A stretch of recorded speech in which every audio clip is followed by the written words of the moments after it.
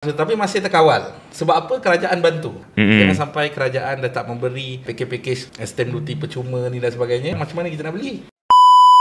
So adakah disebabkan kenaikan seperti 0.9% tadi menyebabkan adanya kadar property overhang tu ke kerana kawasan tersebut? Itu adalah faktor kawasan tersebut. Kalau contohnya kita nak bandingkan Selangor dengan Perak. Okey. Sebab Selangor adalah kawasan industri. Kalau nak katakan dari segi sumber pendapatannya dengan jenis propertinya mesti dah tidak sama dengan di Perak ataupun di negeri-negeri lain. Jadinya ekonomi kita insya-Allah stabil. Tapi dia naik perlahan. Naik perlahan. Maksudnya harga rumah naik perlahan. Tak cakap tak naik, tapi naik. Maksud tapi masih terkawal. Sebab apa? Kerajaan bantu dengan instrumen-instrumen yang diberi. Seperti stamp duty tadi lah.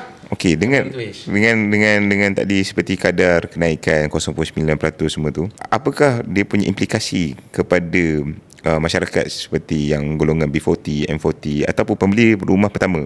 Kerajaan dah ada pakej, contohnya skim rumah pertamaku, skim jaminan kredit rumah pertamaku tu, 100% loan. Okay, so pembeli-pembeli boleh memilih pakej ini untuk 100% pinjaman. Maksudnya kalau kita beli rumah je, rumah 100,000 kita tak perlu bayar 10%. Kita buat loan 100%, 100,000.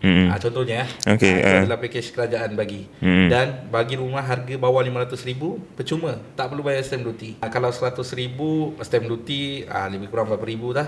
Jadinya kita tak perlu nak bayar stamp duty tu. So ini menggalakkan lagi, merancakkan lagi ekonomi kita supaya rakyat kita masih mampu membeli rumah, masih nak lagi membeli rumah. Jangan sampai kerajaan dah tak memberi pakej-pakej stamp duty percuma ni dan sebagainya. Nanti kan macam mana kita nak beli? Nak kena top up banyak berbelas ribu untuk bayar stamp duty saja. Jadi kita sangat menggalakkan anak-anak muda, pembeli-pembeli rumah pertama keluar di pasaran sekarang untuk mengambil peluang membeli properti-properti yang ada, tidak kira subsale ataupun undercon.